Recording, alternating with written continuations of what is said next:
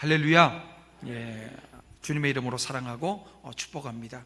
지난 한 주간 무더위 속에 또 태풍이 또 갑자기 올라와서 역대급이라고 했는데 그렇진 않았던 것 같아요. 어쨌든 마음을 졸이는 시간들을 우리는 보냈습니다.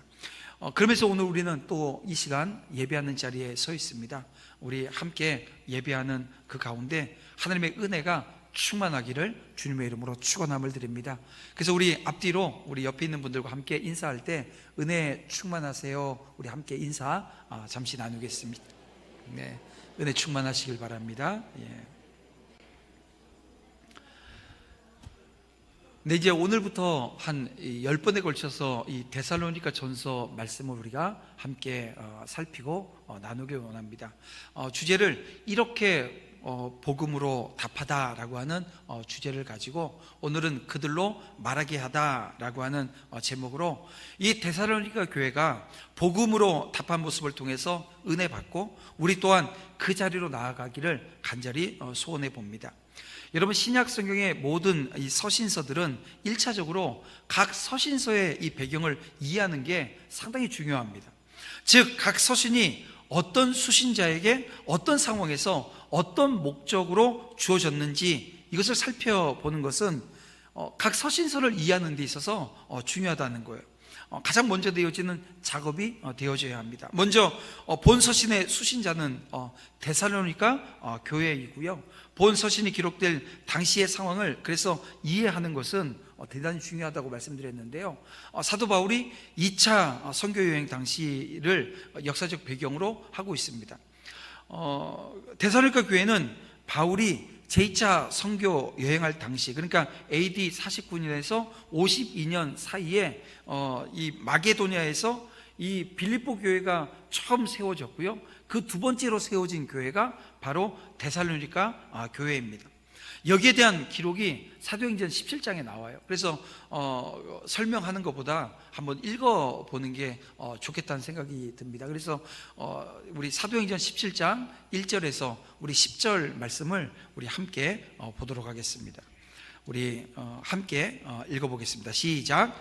그들이 아비볼리와 아볼로니아로 다녀가 데살로니가에 이르니 거기 유대인의 회당이 있는지라. 바울이 자기의 관례대로 그들에게로 들어가서 새 안식일에 성경을 가지고 강론하며 뜻을 풀어 그리스도가 해를 받고 죽은 자 가운데서 다시 살아나야 할 것을 증언하고 이르되 내가 너에게 전하는 이 예수가 곧 그리스도라 하니 그 중에 어떤 사람 곧 경건한 헬라인의 큰 무리와 적지 않은 귀부인도 권함을 받고 바울과 실라를 따르나 그러나 유대인들은 시기하여 저자의 어떤 불량한 사람들을 데리고 때를 지어 성을 소동하게 하여 야손의 집에 침입하여 그들을 백성에게 끌어내고 찾았으나 발견하지 못하매 야손과 몇 형제를 끌어 읍장들 앞에 가서 소리질러 이르되 천하를 어지럽게 하던 이 사람들이 여기도 이르매 야손이 그들을 맞아 들였도다. 이 사람들이 다 가이사의 명을 거역하여 말하되 다른 임금 곧 예수라 하는 이가 있다 하더이다 하니 무리와 입장들이 이 말을 듣고 소동하여 야손과 그 나머지 사람들에게 보석금을 받고 놓아주니라.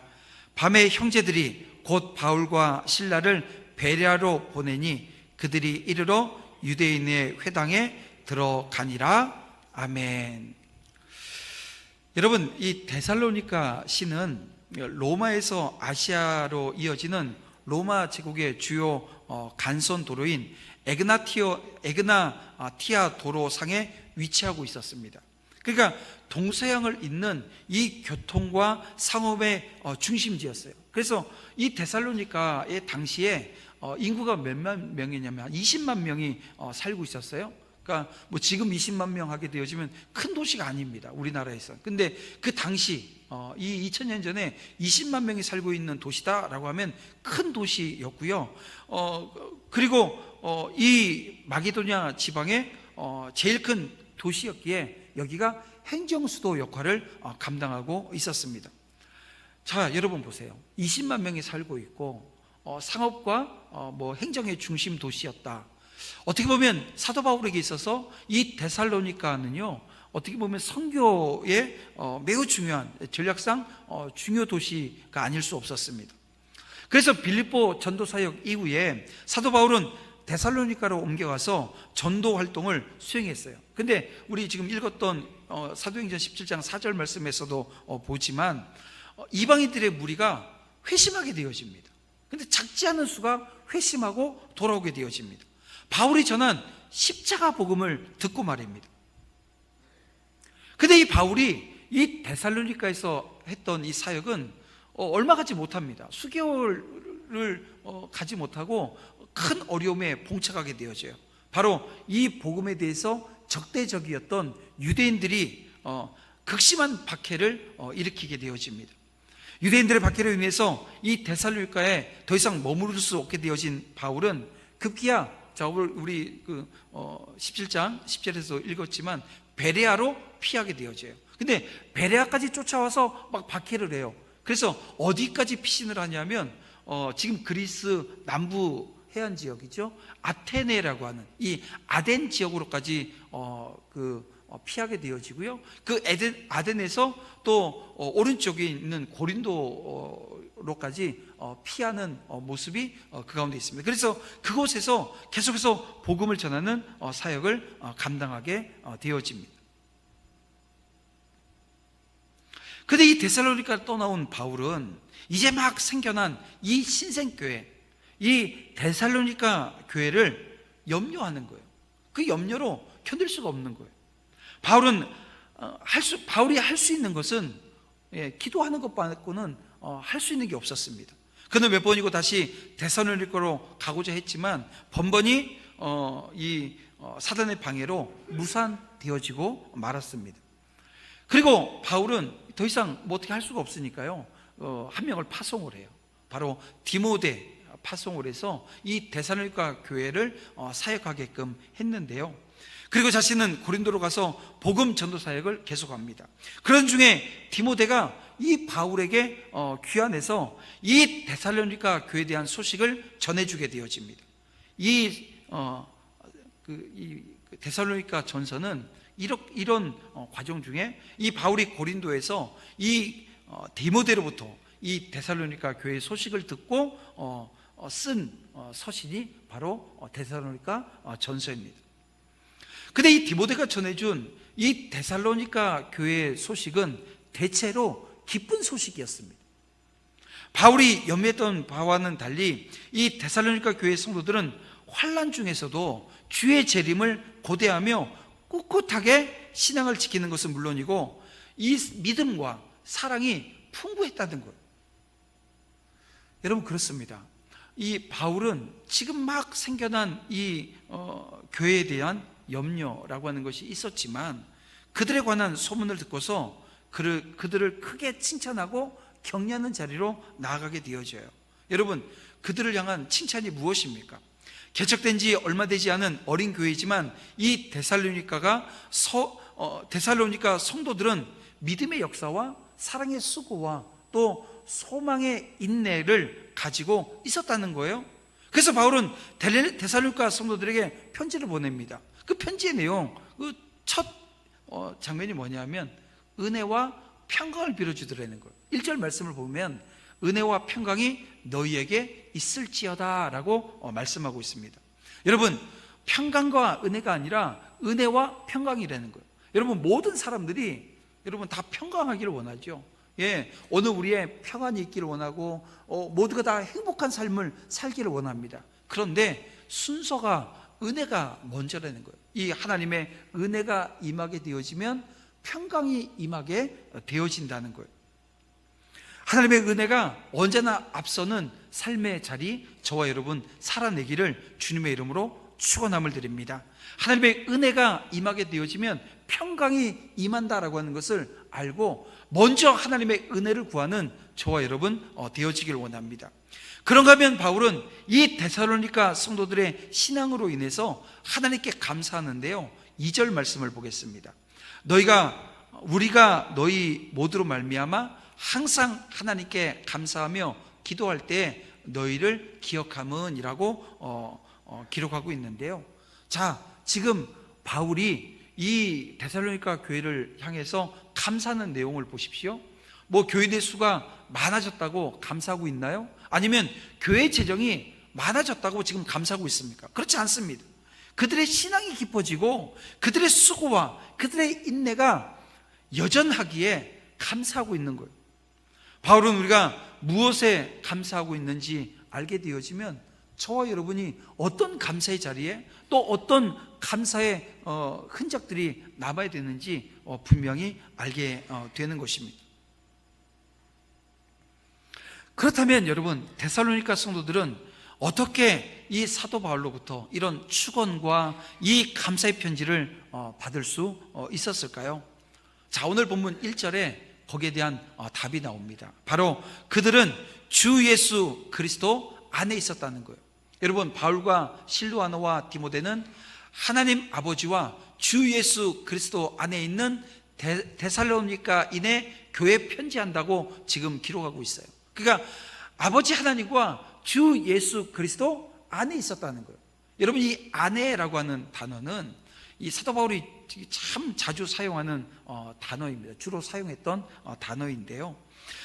이 단어는 대부분 소유나 또 속성과 관련되어서 사용했습니다. 따라서 하나님 안에 있다라고 하는 말은 하나님에 의해서 소유되어졌다, 또 하나님의 능력 안에서 그 능력을 덧입었다라고 하는 의미가 되어집니다. 이를 달리 말하면 하나님과 동행하는 삶을 의미하는 것입니다. 그것은 곧 일상 안에서 멀찍이 떨어져서 단순히 하나님에 대한 소식을 듣고 관조하는 삶이 아니라는 거예요. 하나님과 하나가 되어서 하나님의 그 말씀과 뜻을 구하고 그 뜻을 몸소 실천하기 위해서 애쓰는 삶을 살았다라고 하는 거예요. 여러분, 그리스도 안에 있게 되어지면 여러분 놀라운 일이 발생하는데요, 절로 신앙이 좋아진다는 거예요. 예수 그리스도 안에 있는 것만으로도 절로 신앙이 좋아진다는 거예요. 여러분, 포도나무가 과실을 맺는 이유가 무엇입니까?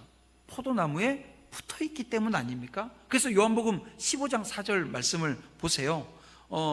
가지가 포도나무에 붙어있지 아니하면 스스로 열매를 맺을 수 없다, 이렇게 말씀합니다. 그러나 붙어있으면 절로 과실을 맺습니다.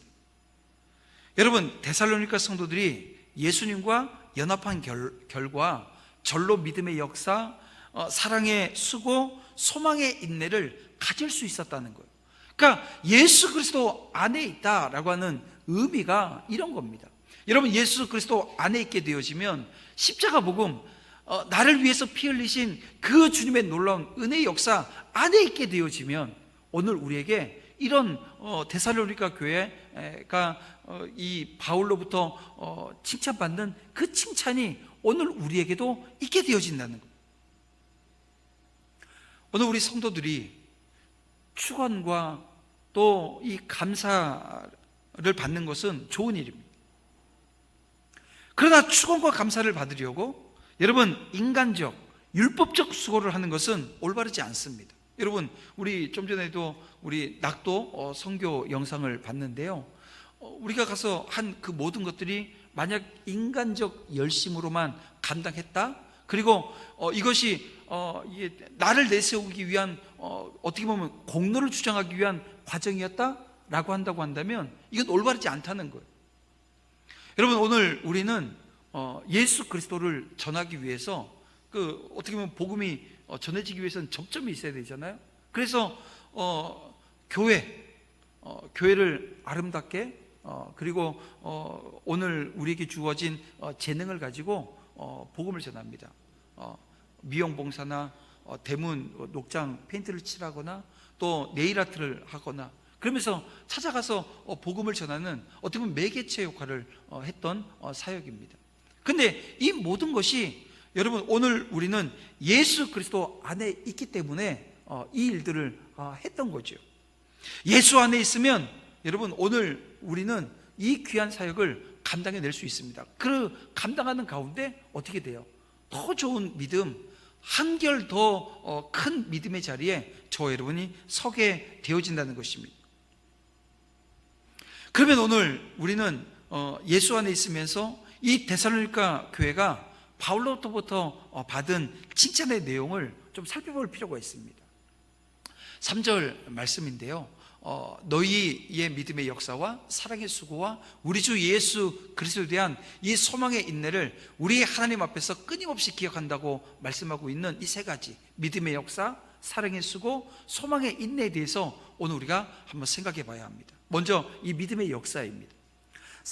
바울 사도가 데살로니가 교회를 향해서 칭찬했던 내용 중 하나는 신앙의 연륜이 얼마 되지 않는 그들이 주님을 향한 믿음을 굳건히 가지고 있었다라고 하는 거예요. 그들은 사도 바울이 전한 복음을 받아들여요.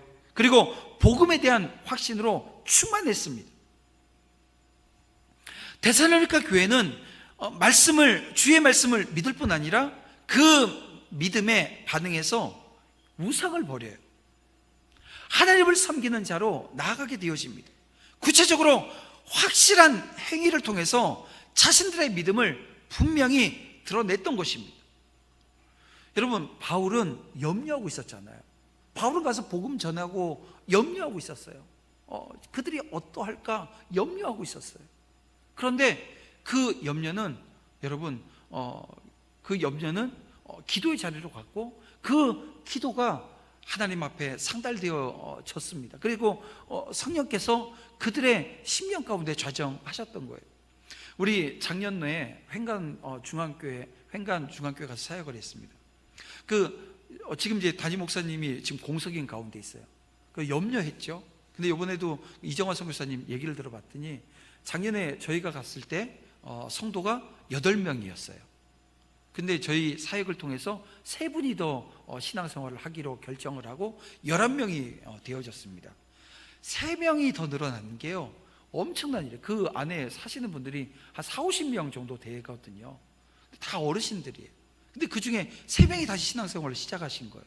그리고 담임 목사님이 올해 4월 5월 달에 다른 교회로 이동을 하셨고 지금 벼 있는 상황입니다. 그리고 은퇴 목사님이 지금 주일에 들어가셔서 지금 예배를 인도하고 계시는데요, 걱정이 되잖아요. 새롭게 신앙생활을 시작한 지 얼마 되지 않는 사람들이 어떤 모습으로 있을까? 근데 하시는 얘기가 잘 신앙생활을 하고 있다는 거예요. 다시 오실 목사님을 기다리면서 잘 신앙생활을 하고 있다는 거예요. 이번에 우리 청년들이 캄보디아에 갔습니다. 캄보디아는 불교가 많은 사람들이 불교를 믿어요. 근데 그 안엔 범신론이 있습니다. 그러니까 예수를 전하면요, 뿌레야 예수면 뿌레야 예수해요. 예수 믿으세요. 예수 믿겠다고 얘기를 해요. 근데 그들이 믿는 여러 신 중에 하나예요. 그래서 그들 집에 앞에 가면 집 앞에 꽁마라 그래가지고요, 이게 이렇게 집을 하나 지어놨어요. 그리고 그 밑에 이렇게 향을 피울 수 있는 걸 다 집집마다 해놓은 거예요. 예수 믿는다고 하면서 우상은 그대로 세워놓는 것이 그들이 가지고 있는 모습들입니다. 그런데 보세요, 이 데살로니가 교회가 어떠했다는 거예요? 예수 그리스도 십자가 복음 안에, 예수 그리스도 안에 있게 되어지니까 어떻게 되어져요? 그걸 과감하게 끊어내버립니다. 저는 이번 청년들의 이번 선교 사역을 통해서, 그리고 앞으로 계속되어질 선교 사역을 통해서 이 뿌라익벌과 꺼까웨우 마을에 정말 예수 그리스도 십자가 복음으로 말미암아 이 데살로니가 교회 같은 놀라운 일들이, 그리고 그렇게 변화되어진 삶의 자리가 어떠했는지에 대한 소문들이 우리 가운데 계속 들려오는 은혜가 있기를 원합니다. 그 자리에 서기 위해서 오늘 우리는 더 낮은 자세로 섬기며 헌신하는 그 복음의 자리에 서게 되어줄 것입니다. 하나님을 떠나 행했던 과거의 죄악들을 버림으로써 자신의 믿음의 삶을 드러내는 그런 은혜가, 그 역사가 일어나기를 기대하며 기도할 것입니다. 믿음의 입술의 고백이면서 동시에 삶의 변화를 일으키는 놀라운 능력의 역사가 일어날 것을 기대하게 되어집니다. 우리 모두 교회 공동체 안에서 그리스도를 향한 믿음이 구체적 행동으로 나타날 수 있도록 오늘 우리 교회 또한 서로 격려하고 서로 굳게 세워가는 그런 은혜가 먼저 우리 가운데 넘치도록 있는 역사로 다가와야 될 줄 믿습니다. 두 번째가 이 사랑의 수고입니다. 여러분, 데살로니가 성도들은 서로 사랑함으로 수고했어요. 여러분, 수고라고 하는 게 무엇입니까? 수고는요, 자신의 힘과 노력을 드리는 행위입니다. 데살로니가 교회는 사랑 때문에 힘에 지나도록 열심히 일하는 공동체였다는 거예요. 그들은 주님이 십자가에서 나타내신 그 사랑을 본받아서 다른 사람에게 헌신을 했습니다. 여러분, 우리가 속한 교회 공동체 안에도 사랑이 필요한 연약한 지체들이 있어요. 그들이 우리의 형제 자매입니다. 하나님은 믿는 자들을 서로 가족으로 받아들이도록 불러주셨습니다. 그래서 오늘 우리 공동체에서 만나는 지체들을 가족으로 여기고 서로 용납하고 섬긴다면 여러분, 그 안에 큰 기쁨을 맛보게 되어지는 거예요.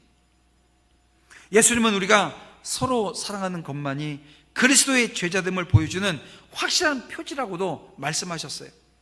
오늘 우리의 시간을 드리고 오늘 우리의 물질을 드리고 우리의 마음을 나누어 다른 지체의 어려움을 끌어안는다고 한다면 하나님이 크게 기뻐하시며 저와 여러분을 칭찬해 주실 것을 여러분 믿으시길 바랍니다.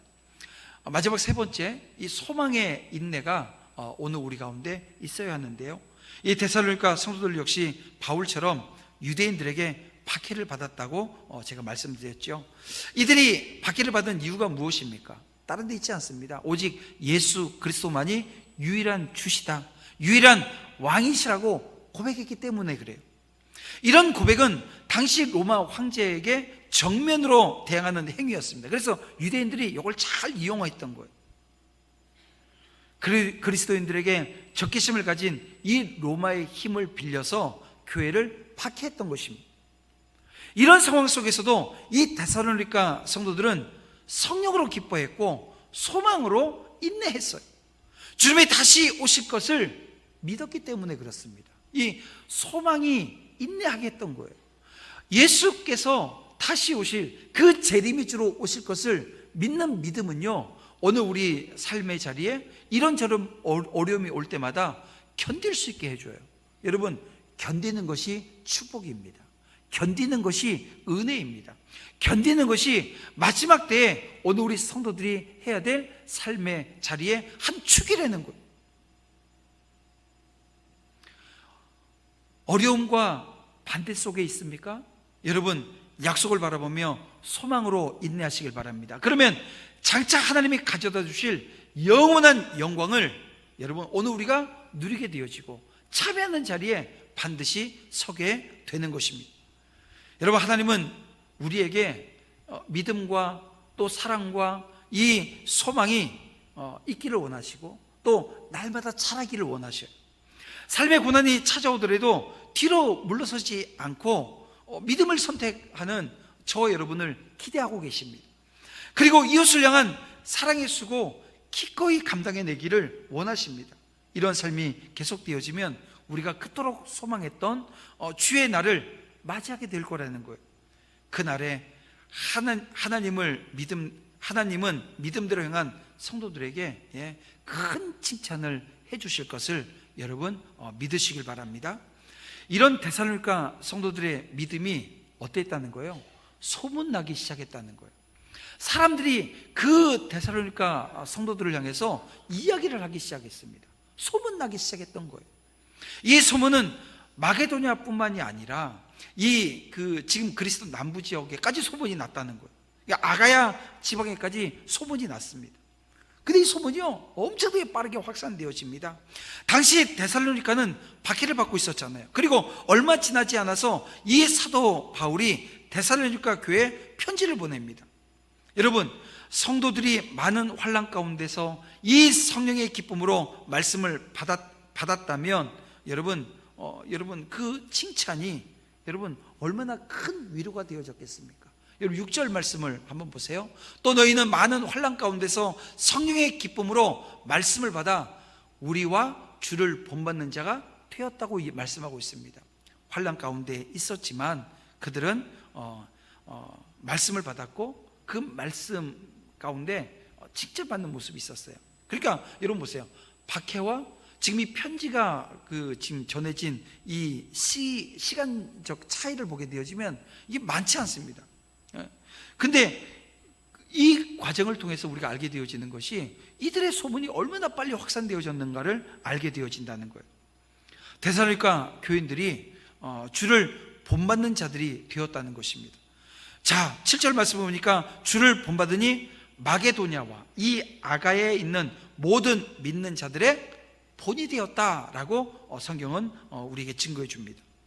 주를 본받는 자가 되어지면 모든 사람의 본이 되어진다라고 하는 것을 우리는 알게 되어집니다. 여러분, 특정한 어떤 사람을 본받으려고 해서는 안 됩니다. 여러분, 그것은 큰 오류를 우리는 경험하게 되어집니다. 하지만 주님을 본받으려 하게 되어지면 주님을 본받는 그 사람의 모습은 금방 소문이 나고요, 퍼져나가서 많은 사람들에게 본이 되어진다는 거예요.